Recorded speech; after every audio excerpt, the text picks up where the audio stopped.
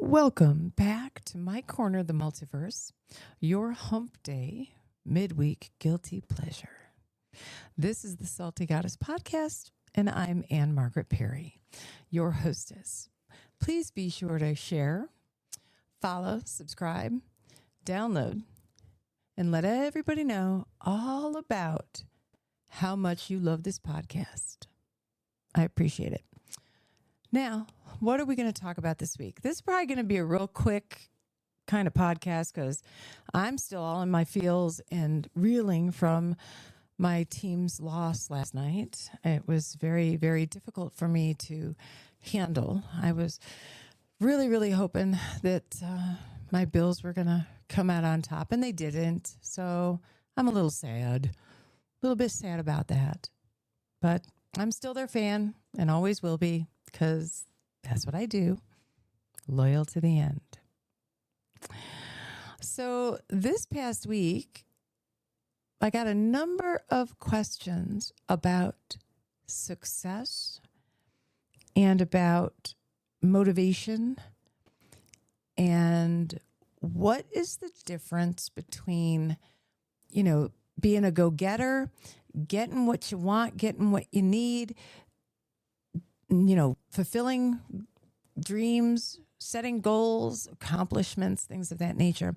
And I will tell you that to be successful, there are just a few things that you need. Just a few. All right. What are they? Well, you need the confidence to start. If you haven't built the confidence, then you'll never start. You'll forever be in the planning stages. You'll never feel ready. And I'm here to tell you that if you have the idea and you want to set the goal and start. Sometimes things will fall into play as you reach out to discuss with others. So first you need to build the confidence to start. Sometimes your confidence isn't there because of any number of things. Maybe you don't have knowledge.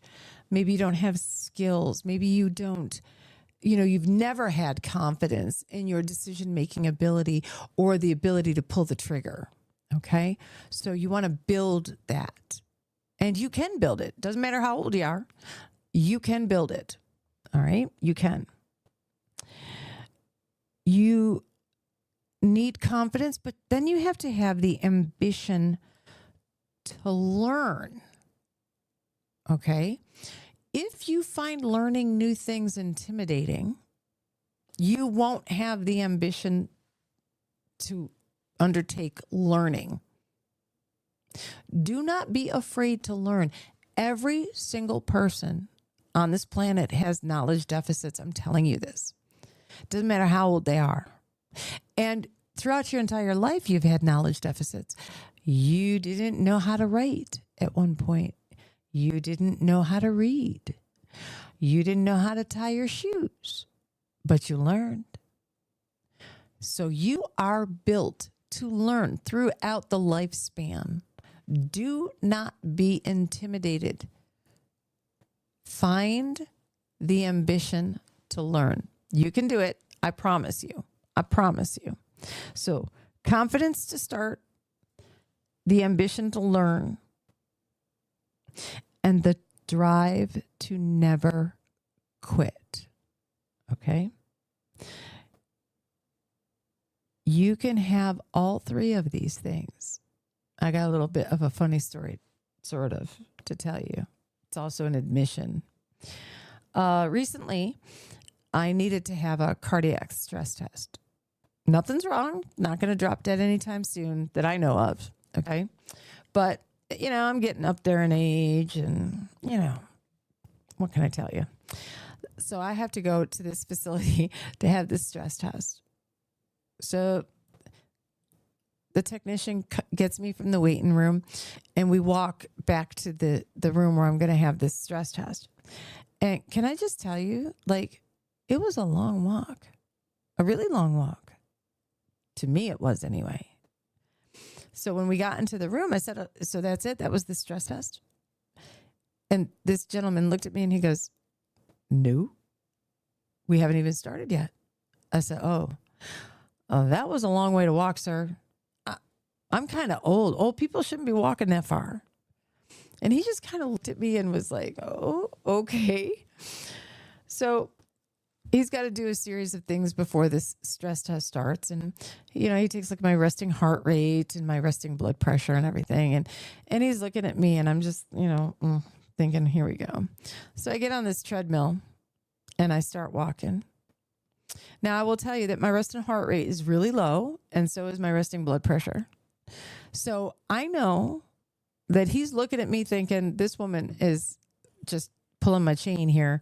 She's jerking me around because there's no way that she really thinks this is too far to walk.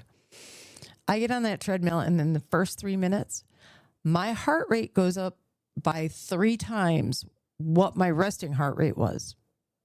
And this man is looking at me like, are you having chest pain, ma'am? Nope, I'm not, but I'm irritated.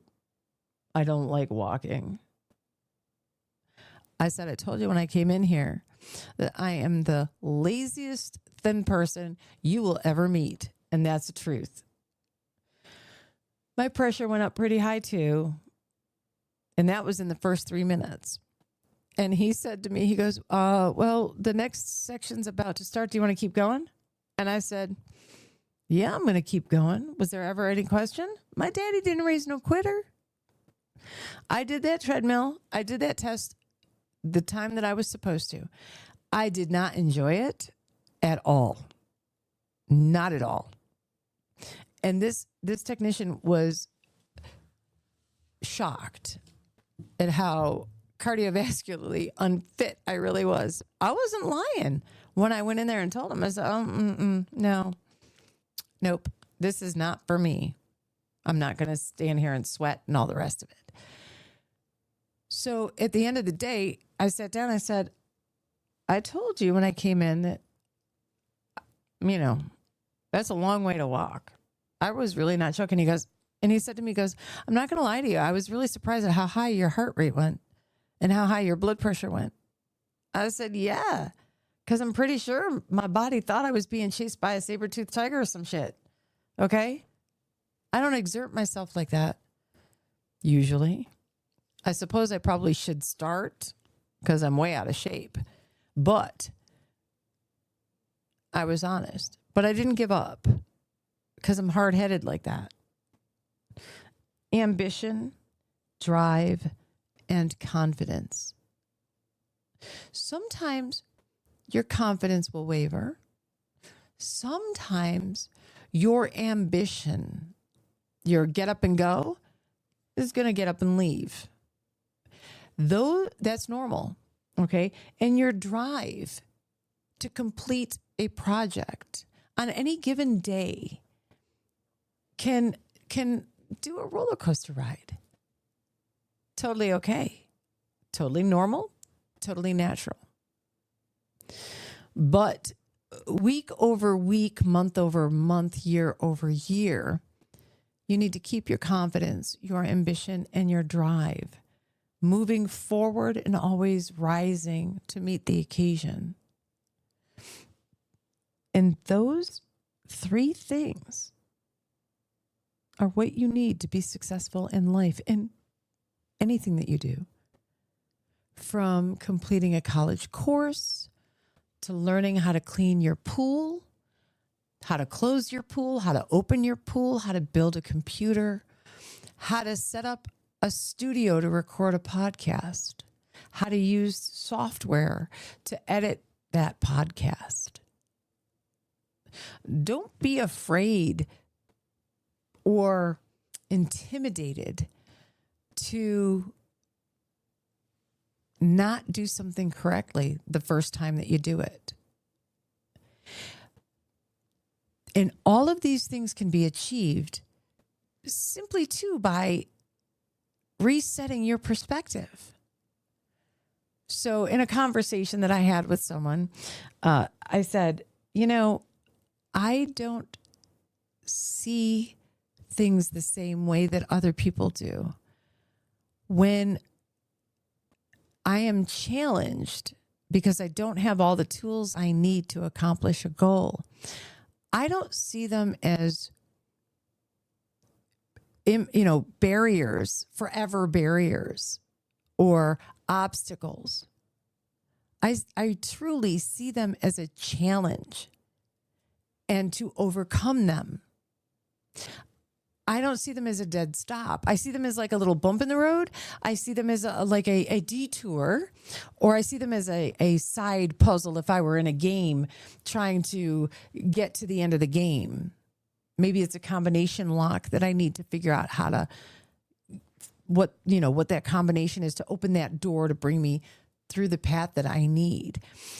I don't see most barriers or obstacles as the end of my road. It is a mindset. And it's important. I believe it's what keeps me upright. Now, on any given day, is my ability to navigate that challenge always going to be at 100%? Nope, it's not. It won't be. But I do have it.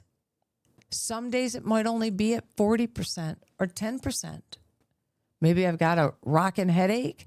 Maybe I didn't get enough sleep last night. Maybe I don't know, have a runny nose. Who the hell knows? Maybe my bill's lost and I'm just like perseverating over the fact that I'm probably going to drop dead before I ever see them win a Super Bowl ring. It's possible, right? That might be Monday or Tuesday like today, but it's not every day. So setting that perspective, training of your brain to start seeing things from a different point of view, that's half the battle. That's half of it right there.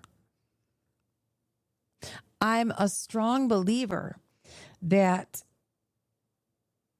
I'm only going to stop seeking an accomplishment, or I'm only going to stop doing something when I have absolutely exhausted every single possibility to achieve that goal. And so when I set my feet on the floor in the morning, 9 days out of 10, I do not think, oh my God, I can't believe I'm awake this morning. I think, what am I going to get done? What am I going to accomplish? What else am I going to add to this list? So you've heard me all talk about this book and this list, and those of you that are seeing the video of this podcast can see. I have this book. I have a new book, by the way, because the other book is all used up. I used every page. And you'll see that I handwrite a list of all the things, the important things I need to do. And then as I complete my list, I get my dopamine and serotonin rush by using a highlighter to mark off what I've done, what I've accomplished. It also helps me to stay organized so that I know what else needs to be done so that I can get everything accomplished in a day. All right. So those of you that know me, I have my own private practice. I'm a nurse practitioner. I have a podcast. I publish books. I edit books. I'm a consultant. I work on grants and things like that, et cetera, et cetera, et cetera. All of those individual projects require me to be extremely organized. So this is what this book is for, but it gives me great pleasure when I get to mark things off. Okay. So that's what helps too, to keep the drive. Remember, I've said before, your brain is the strongest organ in your body and you can pretty much convince it of anything. So for me, marking things off, that gives me a little bit of a little tingly feeling. All right. So those are the 3 things that you need to work on. All right. Don't screw yourself over by accepting mediocrity for yourself. That is the biggest dream killer ever. Well, I'm just good enough. I did good enough. That's great. That's good enough. I can just hang out right here. It is okay to hang out every once in a while here, as long as you continue the pursuit. But staying here where it's just good enough, do you think that that really fulfills you? It doesn't. Don't accept mediocrity. You wouldn't accept mediocrity from the plumber, right? You got a leaky toilet and he's like, you know what? It's still leaking, but it's only like 10% of what it was when I got here. So that's good enough, right? You're not paying for that shit. So if you're not going to accept it from the plumber, from the mechanic who says, I got almost all your tires working, you don't accept it for yourself. Don't allow outside forces to convince you that good enough is all you need to do, all you need to achieve, or what you should be expecting. And as you look around you, just because people around you have chosen not to set goals, have chosen not to achieve, have decided to not be ambitious, driven, or confident, doesn't mean that you should accept that for yourself, if that's not what you really want. I remember being young, really young, and I wanted to be a nurse. And my dad had just died. And someone that I looked up to and respected at the time said to me, no, you don't want to be a nurse. You'll end up taking care of patients just like your dad, and that'll depress you. You don't want to be a nurse. And for a short time, I really ruminated on that and thought, that's probably true. I probably don't. And so I deferred attending college. And I will tell you that I think it's obvious, since I'm a nurse practitioner today, that I did actually want to be a nurse, and that it was going to be okay if I had patients that were as sick as my daddy was. And guess what? 30 years later, my time in medicine, I've had a number of patients that were as sick as my dad, and it didn't depress me, and it didn't bother me, and I didn't end up with PTSD from it. So just remember, the individuals that you get your motivation from, the individuals that you get your advice from, you need to choose those individuals carefully and be very exacting in your standards for those individuals. I remember when I was making the decision to go on to nurse practitioner school, and again, another person that I respected fairly well said to me, well, I feel like maybe you won't get your money's worth at this point in your career. I wouldn't bother. And I thought to myself, well, even if I don't get my money's worth, I really still want the knowledge, the education. It's okay if I only work for a few years and I don't make that money back. But I do want to learn. And so I made the decision, even though someone that I really did respect, and I still do respect them, by the way. I do respect them. Shared with me, because I asked, right? So I took it into consideration, but I ended up making a decision that I felt was more appropriate for what my goals and my plans and my future were going to be. And I'm glad I did it. Do I think that person came to me and said, "Oh, I don't think you should," and they were being vindictive about it. No, they really were looking at it from a dollars and cents point of view, and the individual many years ago was coming, I am certain, from a place of love, caring, and concern, and didn't want to see me have, to suffer emotionally if I was, going to be taking care of patients that were like my dad. And that's okay. People do come from different perspectives and different motivations. What I say to you is, make sure that the people that you look to for your motivation, for your advice, are coming from those places of love, caring, concern, and that they're not, biased in any way that would make you think, oh, they really don't have my best interest at heart, because that's what it comes down to. So you have to be selective in the people you surround yourself with, selective in your attitude, selective in your mindset, because you won't accomplish goals if your mindset is one of mediocrity, or your mindset or your thought process is that, my friends haven't, really done anything big or different with their lives. It's okay if I don't either. That's not a mindset to have. Not at all. Not at all. So you got to have that drive, right?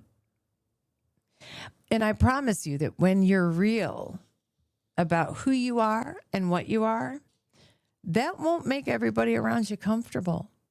That's okay. Because you want to live your authentic self. Okay? You want to do for you and your family, your loved ones, the ones that you care about. Those decisions have to be congruous or in line with what is happening for you. All right? Does it make sense to quit a full-time job when you have children to take care of if you don't have money saved so that you can go back to school and do something else? That might not be congruous with keeping a roof over your children's head. You may need to go to college in the evening. You may need to go to college for a longer, stint of time to get all the credits in. All right. Or maybe your spouse needs to finish school first. Maybe your spouse is in school. So you get what I'm trying to say though, right? So make sure that you take your time to surround yourself with like-minded individuals that are going to support your success, your progress, and your growth. Do not allow people to sit at your table that are not interested in your growth, your progress, and your goals. They will drag you down like a block of cement in a chain in a lake. Don't do that. Do not accept mediocrity. That's the old you. And your goals should be to be better today than you were yesterday. Even if it's only incrementally, small amount, it's okay. Progress is progress. There will be days that your progress will be hundreds of miles in steps. And then there will be days that your progress will only be 2 or 3 feet. That is okay, because forward progress is progress. Mediocrity and accepting less than your best, that's not progress. That's actually not progress at all. Don't do that. Just remember, the confidence to start the journey, the ambition to learn, So don't be afraid of learning. And the drive to not quit. If you don't have those three things, success will always be just beyond your reach. So, in having this discussion, you've all figured out by now that I'm not really the most physically, strong person, right? I don't lift weights. I don't work out, that kind of stuff, right? So you're not going to see me bulking up with muscle. Someone said to me, well, you're telling me you don't feel intimidated. And I don't feel intimidated. I see things as a challenge. And they go, oh yeah, well, go outside in your yard and go build a log cabin. I said, okay. Now listen, I'm not going to be able to lift all that stuff, right? But you know what I will do? I'll figure out how I can build something that'll help me lift, right? With some hooks, some chains, a pulley system, so that I need to use less effort to lift those logs into place. So, yep, it's a physical challenge because I'm one person. And I'm not built like Arnold Schwarzenegger. Okay, I don't have muscles on top of muscles. Okay, I don't work out. I don't run. I do run my mouth. Probably the fittest thing I got. Okay, but I am not going to be put off by that type of challenge.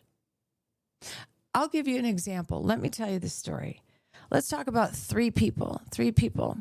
They are all charged with the same responsibility, and that responsibility is to keep their village safe.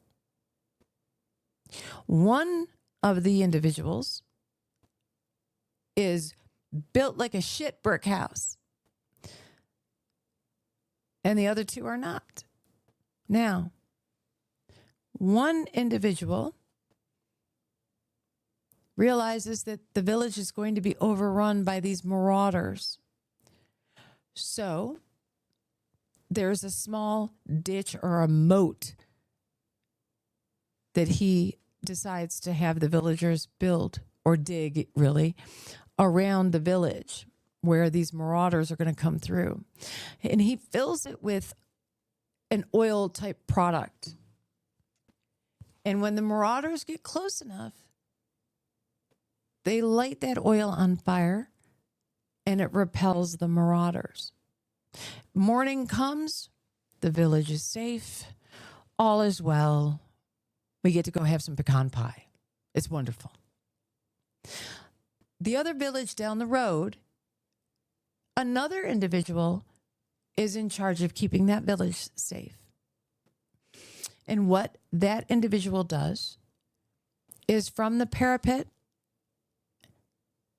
sends arrows over the wall and takes out the marauders that are going to attack that village. Morning comes and the village is safe. Further down the road is a third village. And the individual charged with keeping that village safe is someone built like a shit brick house who has hand-to-hand combat training and has some kind of, elite SEAL team training. Okay. That individual meets the marauders just outside the gates and takes out every single marauder, handedly, basically. The village is safe. Which one of those three individuals, whether they be man or woman, doesn't matter, has more value or is the better person in this situation? This person said to me, well, the hand-to-hand combat person, they risk their life to keep that village safe. They're a hero. They're strong. Look what they did. They put their life on the line.